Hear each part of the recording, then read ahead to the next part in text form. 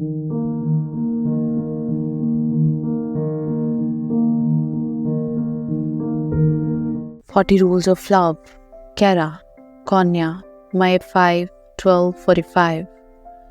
Branches that once sagged under the weight of snow are now blossoming outside our window, and still Shams of the Tabrizi is with us. During this time, I have watched my husband turn into a different man, every day drifting a bit further from me and his family.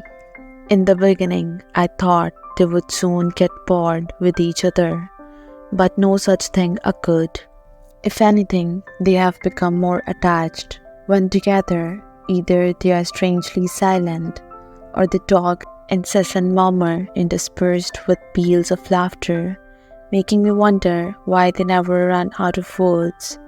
After each conversation with Shams, Rumi walks around a transformed man, detached and absorbed, as if intoxicated by a substance I can neither taste nor see.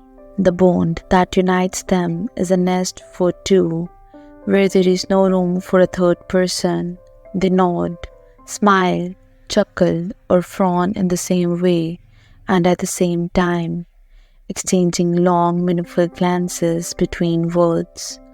Even their moods seem to depend on each other. Some days they are calmer than a lullaby, eating nothing, saying nothing, whereas other days they twirl around with such euphoria that they both resemble madmen. Either way, I cannot recognize my husband anymore, the man I have been married to for more than 8 years now, the man whose children I have raised as if they were my own, and with whom I had a baby, has turned into a stranger. The only time I feel close to him is when he is in deep sleep. Many nights over the past week, I have lain awake listening to the rhyme of his breathing, feeling the soft whisper of his breath on my skin, and the comfort of his heart beating in my ear, just to remind myself that he is still the man I married. I keep telling myself that this is a temporary stage. Shams will leave someday.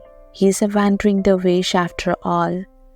Rumi will stay here with me. He belongs to this town and to his students. I need do nothing except wait. But patience doesn't come easily, and it's getting harder with each passing day.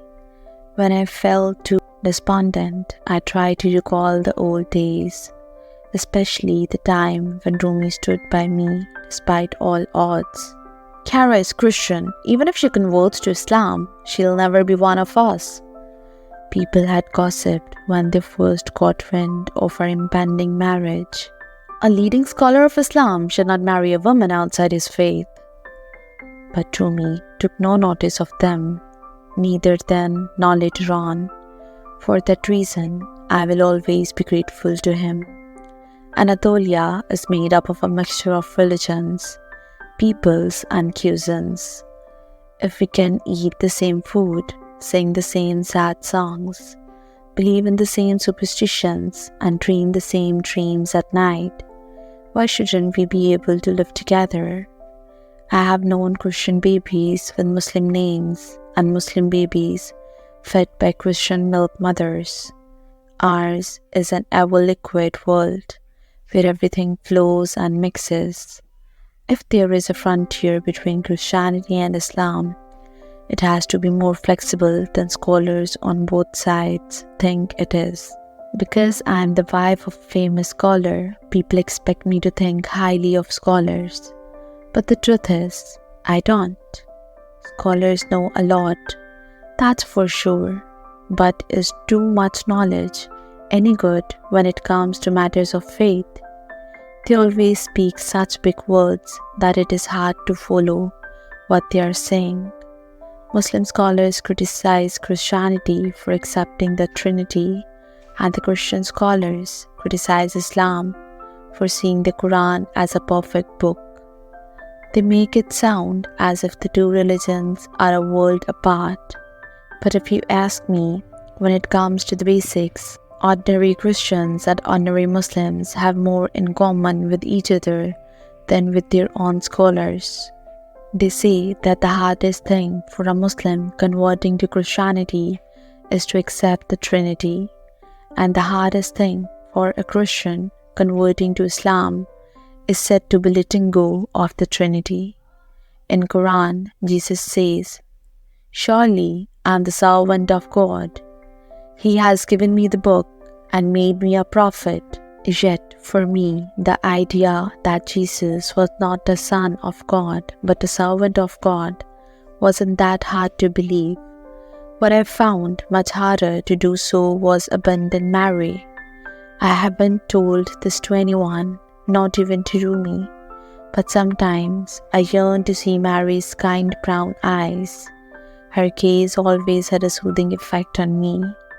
The truth is, ever since Shams of the Praise came to our house, I have been so distressed and confused that I find myself longing for Mary more than ever.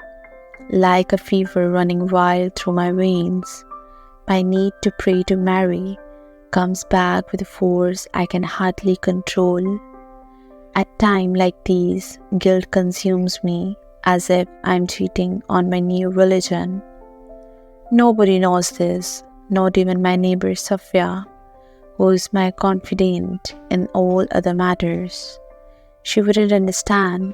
I wish I could share it with my husband, but I cannot see how. He has been so detached. I'm afraid of distancing him even more.